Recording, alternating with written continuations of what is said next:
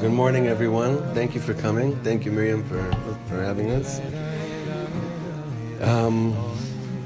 It's a very, very difficult morning. Very difficult morning. And even the energy in shul is just very somber. Very.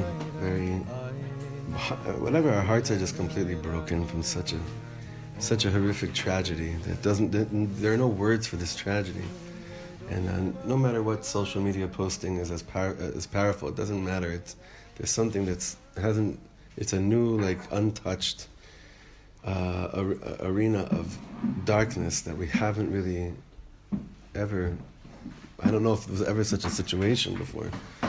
Yeah, the media is they're trying to find names for what happened. The youngest terror, right? It's a very dark thing. So I was thinking, I visited the Kramer family this week, and as you all know about Chaim Kramer's daughter, who passed away a few weeks ago, and so I was sitting with one of the sons the other day, and he said to me that Rabbi Yaakov Meir Shechter from Breslov came to visit in Pei Shiva Kol, and he said, Rabbi Yaakov Meir is a tzaddik from Breslov. We've spoken about him many times.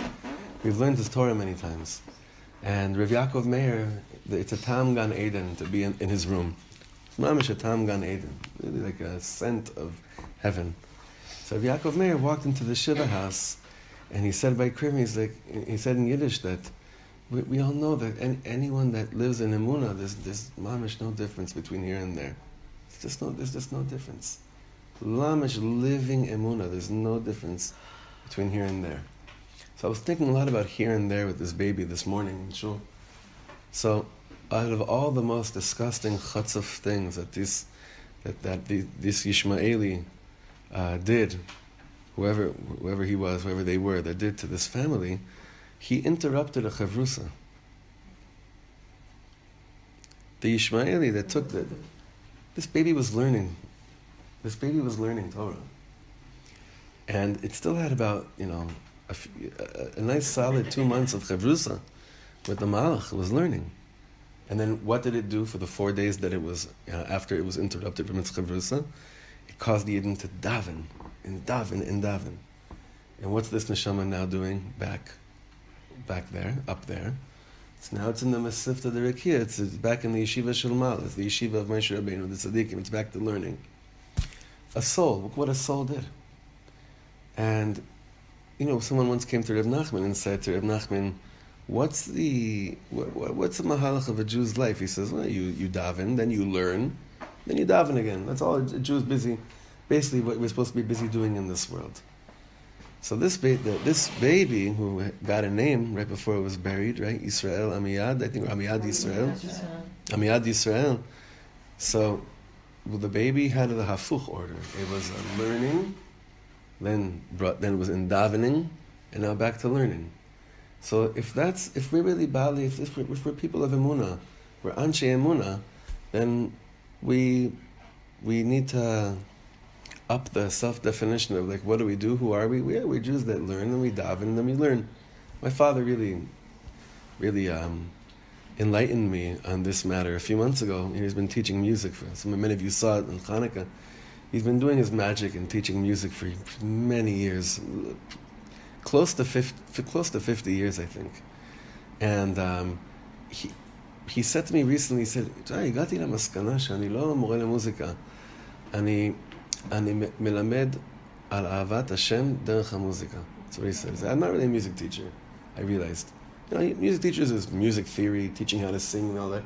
So my father said, I came to the conclusion that I'm teaching children about how to love Hashem, and it happens to be through music. So whatever we're doing in our lives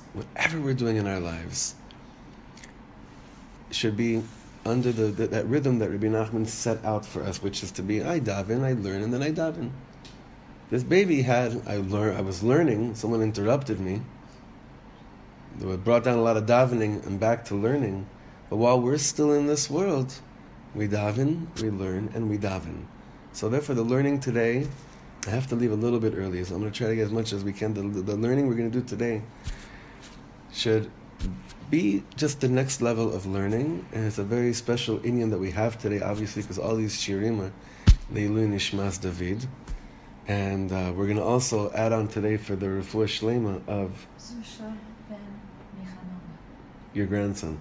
Zusha ben Michal Noah. Noga, should have a refuah shlema. And we need to talk much more about Geula.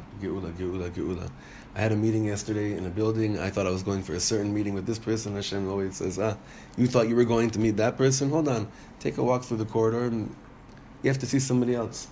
And I bumped into someone that I did not think was in that same building, a rabbi doing some pretty far out things, good stuff in the world. And he stopped me and he basically said to me, one of the unfortunate things about what Christianity and what Gullus did to us is that we can't speak so much about redemption and savior, salvation, because the language itself even was kind of like nechtaf. It was like kidnapped by other. Today you say God loves you. Ooh, don't say how could you say such a thing, right? Because that doesn't sound Jewish. Is there anything more Jewish than Hashem loves you? In Hebrew it sounds fine. Hashem ohev otcha. Right, so just talk Hebrew, you'll be fine, right? Elokim ohev otcha. I don't know. Elokim is a little. Someone comes to you and say Todah, Elokim ohev otcha, and he has payas. You start see if those pull off, if they're like if they're just in costume. But it's time to really continue to talk about redemption. And it's so interesting how when the imahot, when all the mothers in the Torah show up, they each have a heksher to Geula. All of them. And we've seen it before. We saw it with Sarah. We saw it with Rivka, with Rachel, and we didn't have enough time to see it with Leah, although Leah is the mother of Mashiach, so that's already enough of a connection over there. But in our parsha, we have something very interesting. Rebbetzin Yemima Mizrahi, I'm sure many of you have heard her before, she calls Parshat Vayigash Parshat Vayit Ragesh. Because how could you not lead Ragesh from this parsha? This parsha is so meragesh. And in fact, this Shabbos is the yahrzeit of the Ishbitzer Rebbe, Reb Mordechai Yosef Leiner. Now what's interesting is that even if it wasn't his yahrzeit this Shabbos, we would still call Shabbos Vayigash Shabbos Ishbitz, because the Torahs of the Ishbitzer and Parshas Vayigash are all Mashiach Torahs. Because the Mashiach says that meeting with Yehuda and Yosef revealing himself to his brothers, when he says, Ani Yosef ha'od avi chai, the Ishbitzer says that's the closest we're going to get to tasting redemption in this world. That meeting between the brothers is the closest we'll ever get. Why? Because when Mashiach comes, you know what's going to be revealed to us? All the evil rulers in the world and all that stands in front of me as some kind of foreign oppressor will remove their mask and say, I'm sorry, I was just doing a shlichus. Ani Yosef ha'od avi chai. Isn't that nuts? Trust me, we're thinking now, there's no way that could be right, but the brothers were in that same state of mind. If you told them a second before Yosef revealed himself to them, that by the way, you're going to see in a second that this is actually your brother, he's going to reveal himself to you, be like, kidding? This evil, right? So Ishbitzer says, to whatever level we can understand it, there'll also be some kind of a removing of a mask and a revelation of that which is right in front of me is really something that was a shliach of Hashem, that everyone is pawns. It's just a bunch of pawns there. So there's a lot of redemption in the air in the parsha of the week of Vayigash, but specifically because of a certain woman that's the star of today's shir. And who is that? It's Yocheved. I was just talking about this with Yossi outside, about the burial spot of Yocheved. Did anyone ever go find the burial spot of Yocheved, where she's buried? Do you know? Somewhere up north. Most of them are up north. Yeah, I think somebody took me there. Right. So I did some research. There's like she has 5 different kvarim. Wasn't it in Mitzrayim? They were living in Mitzrayim. Yeah, but Asked them to bring her back. So that's one of the questionable things over here. Wait a second. Did she leave Mitzrayim? Why did she leave? Because You mean when they came back, did they bring her home? well, did she leave? Was she schlepped with like those like a few coffins, right? Could be. I don't know, but it's just very interesting because one Masoret has it that she's buried what's called Kever Ha'imaot. Bina, you and I were there, but it didn't say the sign there. It was where Bila and Zilpah are buried. So the Masoret, you know Kever Bila and Zilpah? No. No. You know where Dex is? Yeah. Just like frame of location. Dex? Dex, yeah, the only the rest. Yeah, You keep on going north, and it's kind of like up on the cliff to the northwest of that, pretty close to there. There's a kever imahot there, and over there, Bila and Zilpa are buried. According to this Masoret, also Yocheved and her two daughter-in-laws. So who are her two daughter-in-laws? Tzipora and Elisheva. Elisheva bat Aminadav was Aaron HaKohen's wife, and Rachel. Not, this might be the confusion, not Rachel Imenu, but Rachel Eshes Rabbi Akiva. She's buried at the bottom. Oh, but she has like On her the- own big. Yeah. She has another spot too. Again, Got it. when it comes to these things, it's very. I'm saying one Masoret right now.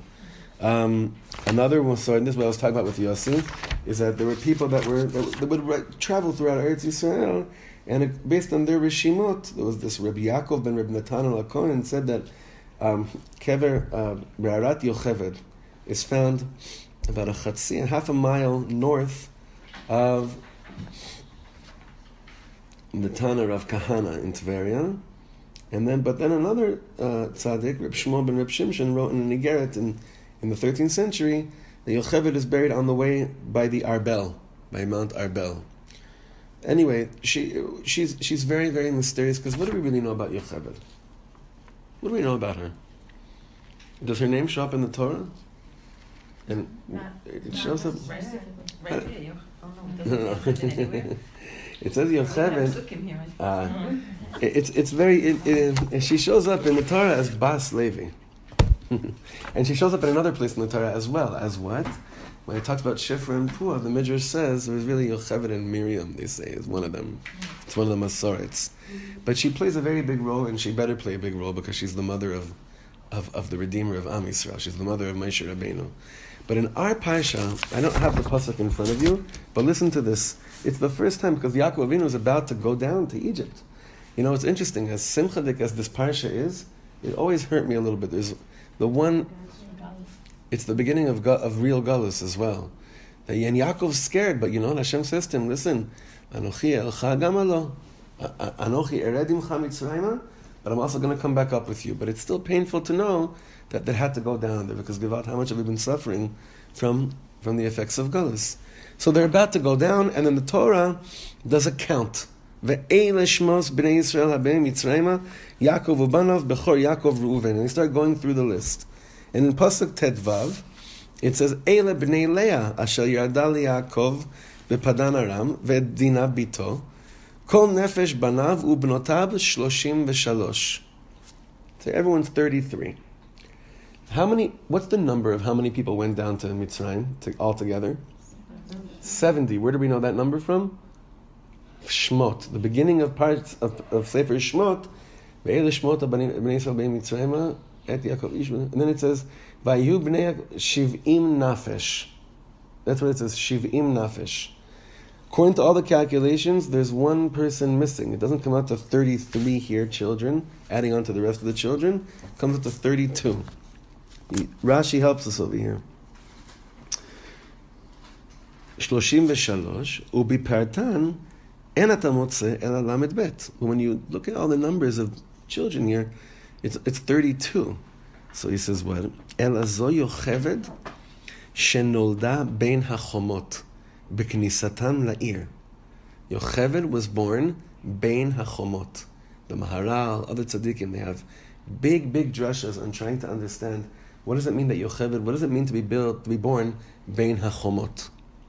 So what it literally means here is that she was born Ben HaChomot, that each country back then, there was actually real Chomot, and it was between the Chomah of Canaan to Mitzrayim. There was some kind of, I don't know what, interrogation room, offices, I don't know whatever, but between the Chomot. Shene'emar asher yalda ota leLevi b'Mitzrayim. But wait a second. The Pasuk in Bamidbar explains, she was born to Levi, but where? In Mitzrayim. Wait a second. It says that she's part of the 70 that went down to Egypt. So where was she born? So the Gemara says, Leidata b'Mitzrayim ve'ein horata b'Mitzrayim. What does that mean? What's the difference between Leida and horata? She was conceived Yeah. outside of Mitzrayim. She had, yeah. Born in Mitzrayim. Or let's say she was born Bein HaChomot. Okay. Yeah. Yeah. Now, why do we care about this so much? Like, what's the big Indian about Yocheved? Like when she was born, where she was born, what number she was? What are we trying to do over here? Why isn't she mentioned in the pasuk? So who's Yocheved? What's going on over here? Where is she? What's this whole story, and what role does she play? The mother of Moshe Rabbeinu. So in the piece that you have in front of you, this is the Be'er Mayim Chaim. The Be'er Mayim Chaim, his name was Reb Chaim of Chernovitz. Just Stam, I don't know how much these names give you headaches, or they actually add pieces to puzzles that we've been building for a long time. And has anyone ever heard of the Chernovitz, Reb Chaim Chernovitz, the Be'er Mayim Chaim? He has another sefer, it's called Siduro Shel Shabbos. By the way, when women have problems with fertility, it's a Messiah. I once know directly with Tzaddik that told a woman to start learning Be'er Mayim Chaim. P'kidas HaKaras. He was a Talmud of Rabbi Chiel Mechel Zlotchov. He was 80. The Zlotchover. The Maggid of Zlotchov. Talmud of the Baal Shem Tov. So it's third generation Chassidus. Reb Chaim of Chernovitz's sefer it's a beautiful, beautiful sefer. His lashon is very different. At times it could be very poetic. And we're going to see over here what the secret of Yocheved is and what we can learn regarding redemption from this character, from Yocheved. Because if she is the mother of Moshe Rabbeinu, there's a lot to learn about it over here. By the way, what else do we know about her? There's something you all know about her that has to do with her daughter. What else do we know about Yocheved? What must have she felt in her life? Yocheved or the daughter? Yocheved. She was separated from her husband. Well, she was kicked, more or less. Kicked out. Yeah, let's call it what it is. What was? What do you mean? Yeah. Like, Remember the story about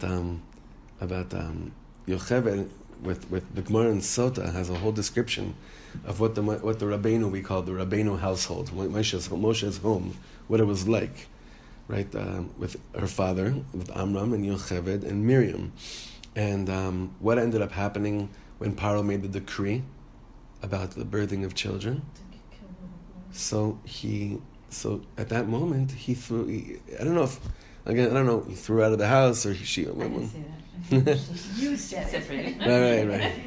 The Indian is that Miriam sees her mother feeling so rejected, but she just did whatever she did, and then Miriam turns to her father and says, "It's not enough that Paro is gozer al ascharm. You're basically saying there's no chance for the continuation of a family at all whatsoever."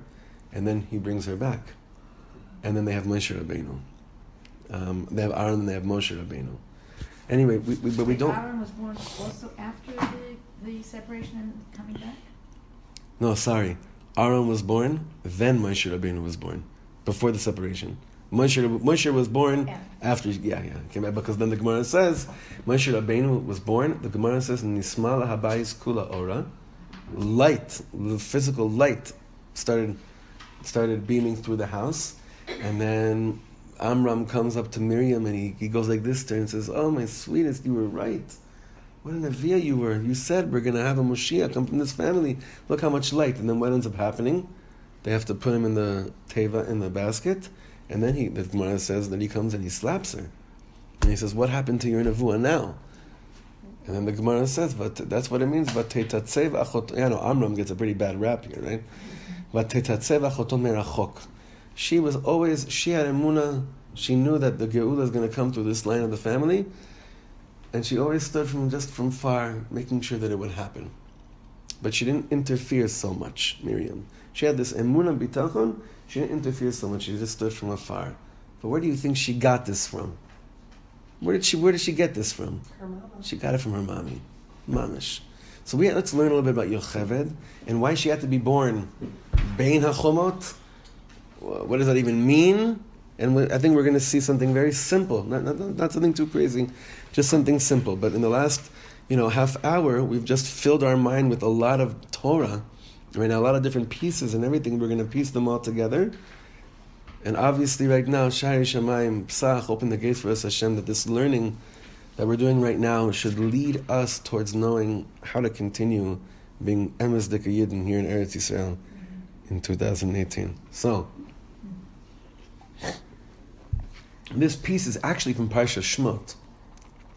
because there's a reference to Yocheved in Parashat Shemot, but he relates it to us. It says in Parashat Shemot, "Vayelech ish mi beis Levi, vayikach es bas Levi." That's how it speaks about Amram and Yocheved. It's very mysterious. Ish mi beis Levi, and he takes a bas Levi. Chazal amru zo Yocheved. That's how we know. Chazal said this is Yocheved. Ubas kuf lamed shanim haisa. And how old was she? 130. What's peculiar about that, other than that's weird? What else is strange about that? She was born before they went to Mitzrayim. How could she only be 130 years old?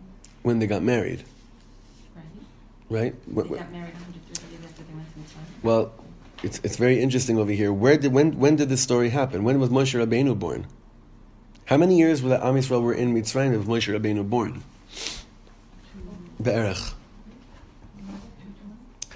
It was supposed to be 210, really, yeah. 210, but go before that. Why? He was already 80 years old when that story happened. So let's do like this. Do 210 minus 80. 130. Interesting, right? That means 130 years after they got into Egypt is when this happened. Okay? Give or take. It's all... These are all, like, we don't know exactly, but give or take, Am Yisrael's already in Mitzrayim for over 100 years, okay, when this happens.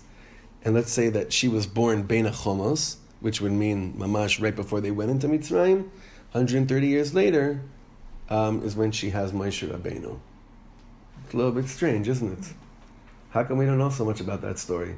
We made such a big deal about such a younger woman giving birth. No?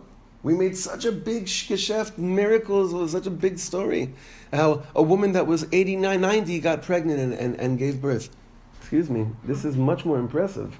130 years old, 40 years, and then... much later, people were living less when Avram Avinu, each generation, the lifespan got shorter. It was getting a little bit shorter by then, yeah, Moshe Rabbeinu 120. Anyway, these shadows are going to come up here right now. So anyway, Zo Yocheved, ubat Kuf lamed shanim hayta, ki nolda lelevi bein hachomot kshebaou lemitzrayim, vehi hishlima hashivim nefesh. She completed this number of 70. Now we can do a lot of drushes on 70, why it had to be 70. Does anyone know any of them offhand? Why it had to be 70 people that had to go down? No? Well, I know I'm not going to start now. It's just going to take us completely. No, there's a whole Indian. Ki ayin ba'ayin yiru b'shuv Hashem et shiva. With the eye, our eyes will see the eye, the ayin, the 70. But there's a lot more about this. Shenemar asher yalda levi b'mitzrayim, leidata b'mitzrayim ve'ein horata b'mitzrayim. So again, the Gemara says maybe she was born kind of in Egypt, but definitely she was conceived outside of Egypt. V'nire tam. What's the reason that Hashem sivev, which means Hashem master planned the whole thing, that Yocheved should not be born in Egypt itself, but she should be born bein hachomot. But why wasn't she just born?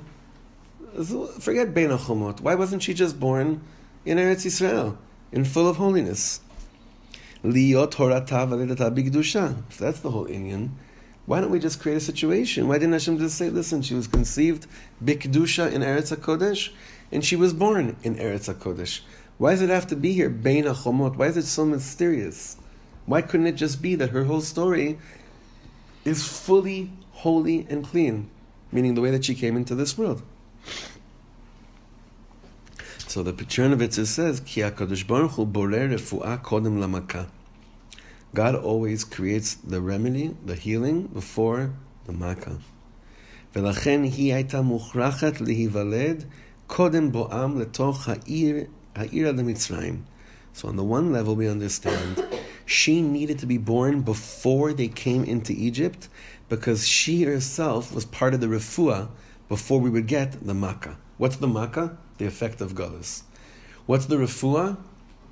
That the mother of Am Yisrael, the mother of the Redeemer, of the future Redeemer of Am Yisrael, she's still conceived. She was thought to be put into the world in a place of holiness. Ki hi hayta hatchalat geula. The Trinity says she was the beginning of redemption. Shehi holida ben shemoshiat Israel. That she gave birth to a son that was going to redeem Am Yisrael. Ve'af al pi chen, kol ma shaya davar yachol likarev leviatam lemitzrayim, HaKadosh Baruch Hu mekarvo. Now, the only thing here is that, and this is a little bit hard to understand on the pshat, and it took me, I'm still trying to decipher this line, but he's saying over here, Hashem wanted her to be born as close as possible to the time that they'd be in Egypt. Why? Why would that be? Like, I understand she needs to be born in Eretz Yisrael, received in Eretz Yisrael, but why does Yocheved need to be born as close as possible to their time of being in Egypt? You understand the question? Can she correlate to what they're going through? So that's one of the very important reasons we have here. Mm-hmm. The Redeemer has to speak the language of those that are suffering. En malasot. You can't come and just show up and be like, I have special powers, come follow me.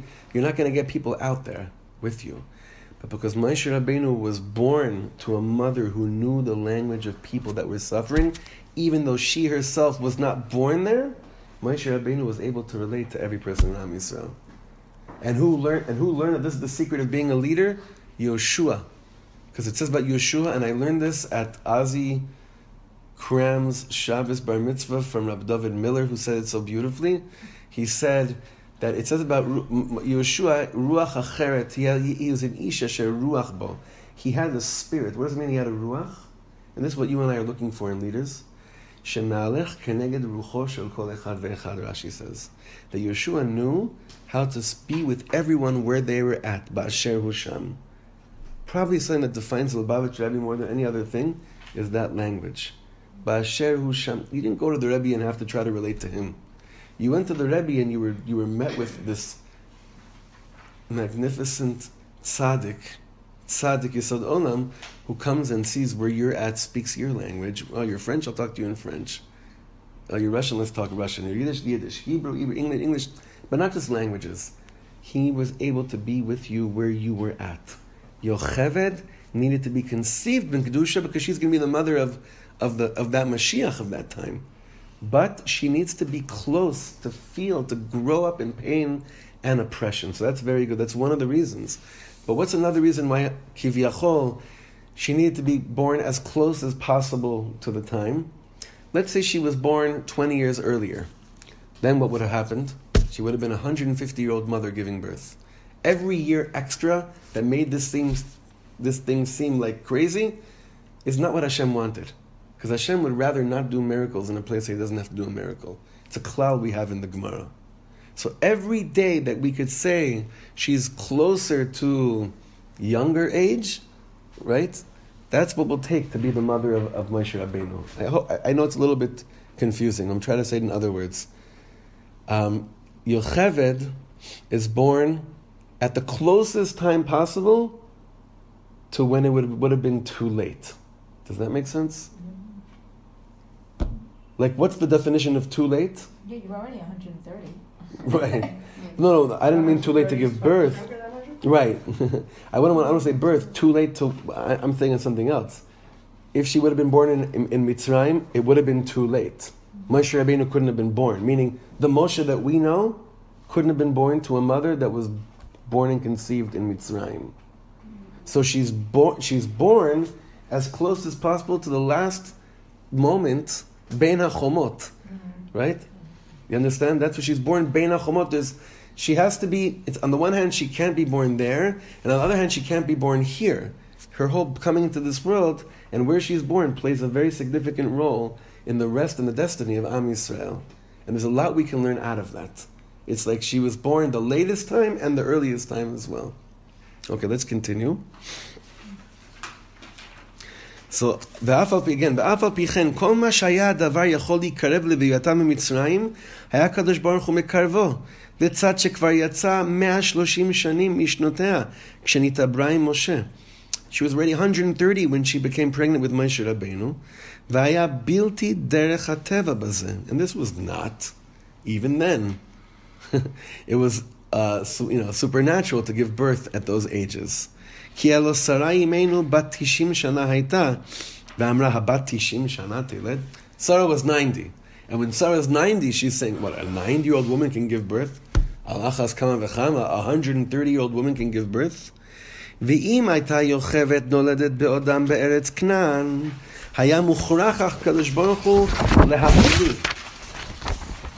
HaKadosh Baruch Hu mafli nisav bechinam shelo be'et hamitzarech. If she was born, I know for us we're laughing, what's the difference, 20 years, right?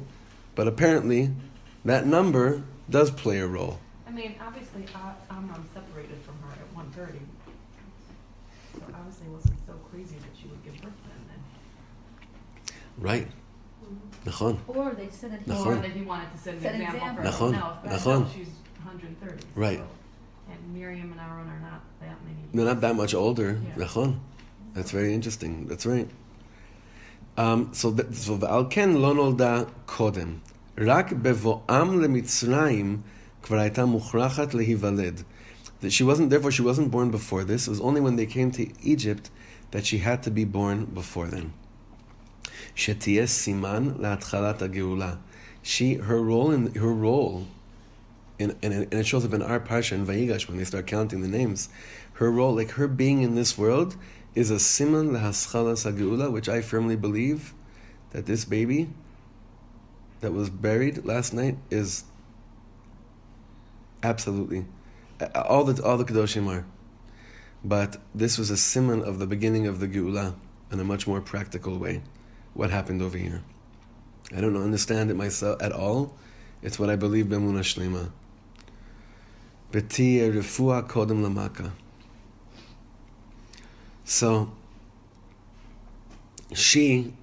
her being conceived outside of Tuma was basically a refuah kodem lamaka. Al ken nolda bein hachomos rega kodem boam ha'ira.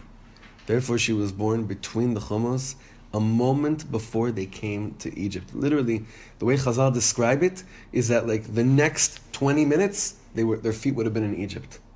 Mamash, the second before they would have reached Mitzrayim, Yocheved was born. The mother of Moshe Rabbeinu was born. So now we're getting a little bit of a clearer picture as to the household of Moshe Rabbeinu, as to Miriam's chinuch, Moshe Rabbeinu, and Aaron's chinuch as well. But she doesn't really get such a big, I don't know if you've been to other Yocheved shiurim, but she's not really spoken about so much. But all we have really is this Rashi from this Shabbos. She's born Bein HaChomos. Now let's go a little bit more pnimius. If I had to tell you something, just the words Bein HaChomot, what kind of strikes at you when you say those words Bein HaChomot? Most hidden. There's Chomot and there's, What else? Not inside, not outside. No place in the world. Like, No place in the world. yeah, like You're not here, you're not there. What do you say in Yiddish?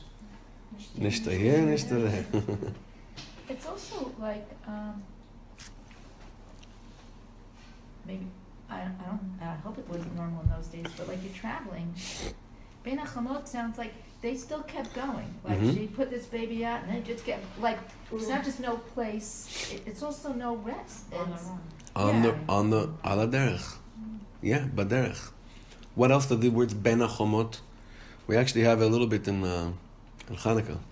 We said it every night. If you reach that far in Malas Tzur. Ufartzu Chomos Migdalai.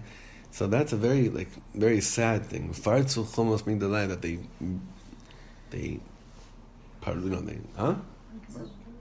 What's that?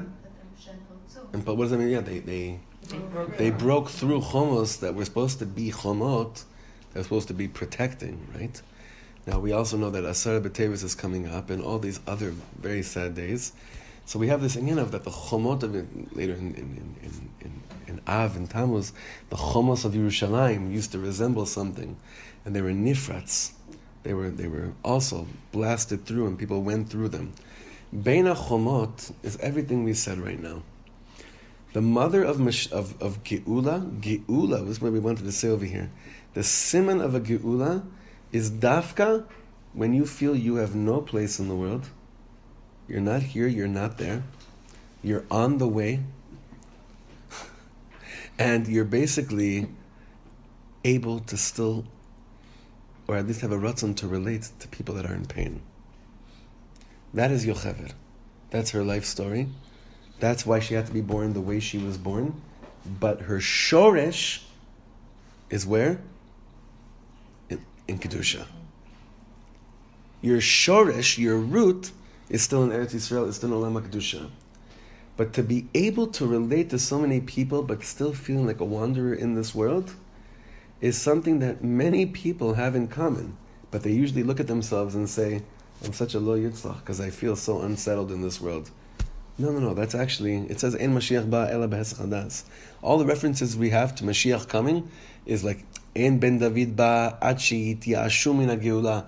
All the references of Geula are not coming from like, we built something, now it works, this is right, and now it will happen. None of them. It doesn't work like that here in this world. Our references to Geula are all Ben HaChomot references. And that's what's very important for us to remember, because we're feeling more and more misplaced in this world. The more that we think, even like our private families are one thing, but in a family, in terms of a big family of the world, we feel very much that we're Ben HaChomot, but yet we have a desire to keep on relating to people from both sides of the coin. But how do I make sure that I'm a Geula Dikayid? My shoresh has to be in Kedusha. My conceiving, my building of myself has to be B'Kedusha.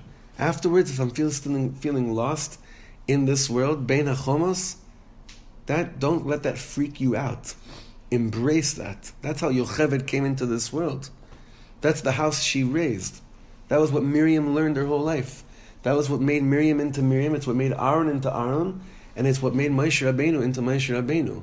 And remember, Even Ma'asu Abonim, Haisa L'Rosh Pina. That's what we say in Hallel. Even Ma'asu Abonim, Haita L'Rosh Pina. The stone. You know what that is, right? That pasuk, what it means? Right, what does it mean, basically? It's a whole story about there was one stone when they were building Beis HaMikdash, there was one stone that they said, this doesn't fit anywhere. And they put it on the side.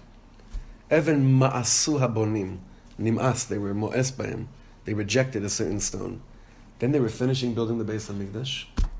And then there was one place that they said, oh my God, we're missing something. Nothing else fits in here.